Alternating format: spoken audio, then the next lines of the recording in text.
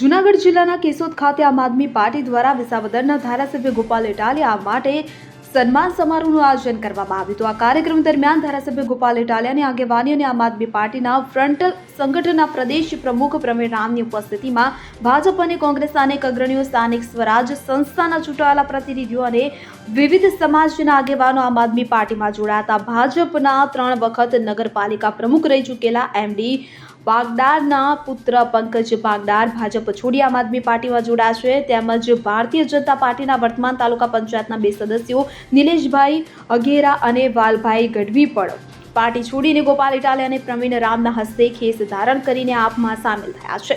સાથે સાથે કોંગ્રેસ તરફથી જિલ્લામાં મહત્વની ભૂમિકા ભજવી રહેલા જિલ્લા ઉપપ્રમુખ ગોવિંદભાઈ ડાંગર પણ આજે આપમાં જોડાયા છે। સાથે સાથે પૂર્વ તાલુકા પંચાયત સભ્ય મનીષભાઈ પરમાર, પૂર્વ તાલુકા પંચાયત સભ્ય ચંદુભાઈ ગોડાસરા, કેશોદ શહેર ઉપપ્રમુખ રાકેશભાઈ મણપરિયા, જૂનાગઢ કોળી સમાજ મહામંત્રી ઘનશ્યામ લીંબડિયા, રમેશભાઈ માકડિયા, એકલરો ગામના પૂર્વ સરપંચ રામભાઈ સિસોદિયા, પૂર્વ સરપંચ નિલેશભાઈ માલમ, ઉપસરપંચ ભૂપતભાઈ બાબરિયા, પરેશભાઈ ભૂત, ચાંદીગઢના ઉપસરપંચ કાનાભાઈ નાગસ, પૂર્વ સરપંચ ભીખનભાઈ, પૂર્વ સરપંચ રામસિંહભાઈ મારુ, શેરગઢના પૂર્વ સરપંચ અશ્વિનભાઈ હિરપરા, પૂર્વ સરપંચ જયંતિભાઈ મકવાણા, હરદાસભાઈ રાવલિયા, વિનુભાઈ પાંચાણી, અર્જુનભાઈ પરમાર, એડવોકેટ સંદીપભાઈ ડાકી, એડવોકેટ મિત્તલ વાડિયા, વિક્રમભાઈ કોઠીવાડ સહિત ખૂબ જ મોટી સંખ્યામાં અલગ અલગ પાર્ટીઓના આગેવાનો આમ આદમી પાર્ટીમાં જોડાયા હતા। આ તમામ આગેવાનો આમ આદમી પાર્ટીના રાષ્ટ્રીય સંયોજક અરવિંદ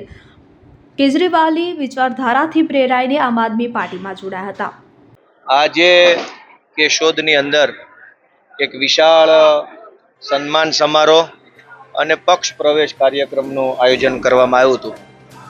જે રીતે વિસાવદર વિધાનસભાના ક્રાંતિકારી ખેડૂતો મતદારોએ ગુજરાત આખાની અંદર એક નવી ક્રાંતિ પેદા કરવાનું કામ કર્યું છે, એ ક્રાંતિના કારણે ગુજરાતભરમાંથી હજારો લોકો હિંમત કરીને પૂરી આશા અને વિશ્વાસ સાથે આમ આદમી પાર્ટીમાં આવી રહ્યા, ત્યારે કેશોદમાં પણ કેશોદના આગેવાન એમડી પટેલ સાહેબના સુપુત્ર તેઓ આજે આમ આદમી પાર્ટીમાં જોડાયા છે।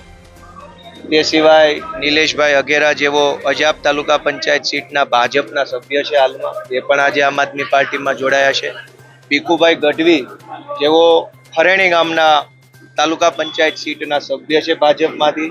એ સિવાય 3 જેટલા વર્તમાન સરપંચશ્રીઓ, 6 જેટલા પૂર્વ સરપંચશ્રીઓ, એ સિવાય ઉપસરપંચશ્રીઓ, જ્ઞાતિના આગેવાનો, વેપારી મંડળના પ્રતિનિધિઓ, સમાજની અલગ અલગ વર્ગના અનેક યુવાનો, એમ મળીને ખૂબ મોટી સંખ્યામાં લોકો આજે કેશોદમાં આમ આદમી પાર્ટી સાથે જોડાયા છે। એ બદલ હું સૌનું સ્વાગત કરું છું। અને વિચારવાનો મુદ્દો કે ગર્વ લેવાનો મુદ્દો એ છે કે 87 વિસાવદર વિધાનસભા પછી તાત્કાલિક કરંટ 88 કેશોદ વિધાનસભામાં દેખાઈ રહ્યો છે। એ બતાવે છે કે હવે 88, 89, 100 ઉપર જ આખી વાત વહી જવાની છે। ગોપાલભાઈ, વિસાવદરની આપણે શપથ લીધી છે ધારાસભ્ય તરીકે, તો વિસાવદરના જે પ્રાથમિક પ્રશ્નો છે, રોડ રસ્તા, તમે કીધું ક્યાંક ને ક્યાંક અમે સરકાર પાસે લાચાર છીએ। ના, કોણે કીધું લાચાર છીએ? સરકાર લાચાર છે? નહીં, સરકાર ભાજપ લાચાર છે એનું એના અધિક ના પરિવર્તન તમે શું લાવો છો? હા, અમે લાચાર માણસો નથી, અમે ફાઇટર માણસો છીએ। ભાજપ લાચાર પાર્ટી છે, ભાજપના ધારાસભ્યો લાચાર। પૂછો તમે કેશોદના ધારાસભ્યને કલેક્ટર પાસે કેટલું ઉપજે છે એનું? ભાજપના ધારાસભ્યોનું સરકારી તંત્ર પાસે શું ઉપજે છે? કઈ નહીં। ભાજપના ધારાસભ્યો લાચાર છે। સાંભળો, ગઈકાલના છાપામાં એવું આવ્યું કે ગુજરાતના 26 સાંસદોએ 250 કરોડની ગ્રાન્ટમાંથી માત્ર 10 કરોડની ગ્રાન્ટનો ઉપયોગ થયો। શું કામ? લાચાર છે એ લોકો। અમે ફાઇટર માણસો છીએ, ગુજરાતની જનતાએ અમને જવાબદારી ફાઇટ કરવાની સોંપી છે, અમે ફાઇટ કરશું। ગોપાલભાઈ, આપણે ઉપર એટલો મોટો આક્ષેપ છે, તો એ આક્ષેપ સાબિત ક્યારે કરશો? સાવજ ડેરી મારી ઉપર FIR કેસ કરે ત્યારે હું સાબિત કરીશ। ગોપાલભાઈ, આપણે દિલ્હીની અંદર જે શિક્ષણ અને આરોગ્યને ખૂબ મહત્વ આપવામાં આવ્યું અને ત્યારબાદ આ પાર્ટી છે એ મોખરાનું સ્થાન આગળ વધ્યું। હવે આપણે વિસાવદરમાં અપેક્ષા રાખીએ છીએ કે 2 વર્ષ દરમિયાન શિક્ષણ અને આરોગ્ય વિશે તમે શું કરશો? અપેક્ષા પૂરી થશે। ગોપાલભાઈ, હરણફાળની રીતે આગળ અનિરુદ્ધ બાબરિયા સાથે CN24 ન્યૂઝ કેશોદ।